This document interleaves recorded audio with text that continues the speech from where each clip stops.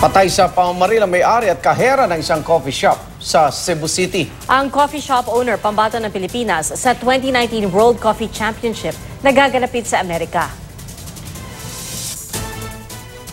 Sa kuha ng CCTV sa Lapu-Lapu City, Cebu, makikitang naglalakad habang abala sa kanyang cellphone si Jonas Seid, 20 anyos, isang call center agent.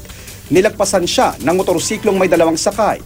Pagdating sa may poste, huminto ang motorsiklo. Bumaba ang lalaking angkas nito at naglakad.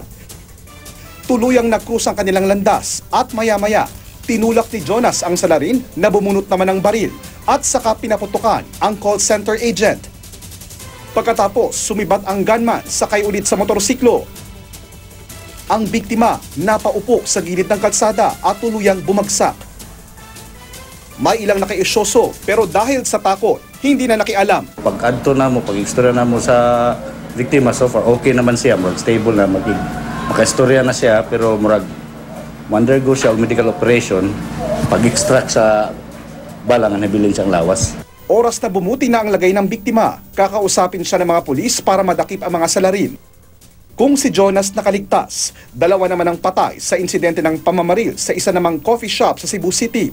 Base sa investigasyon, pasado alas 11 kagabi, nang papasara na ang kapihan, biglang dumating ang motorsiklong may dalawang sakay. Bumaba ang isa at walang habas na namaril.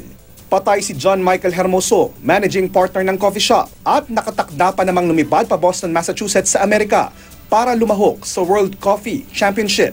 Nasawi rin ang kaherang si Kis Ramos na isa namang working student na gagraduate na sana sa Hunyo. Bukod sa kanila, dalawang empleyado ang sugatan. Siniyasat ng mga pulis ang loob ng coffee shop para makakuha ng karagdagang impormasyon.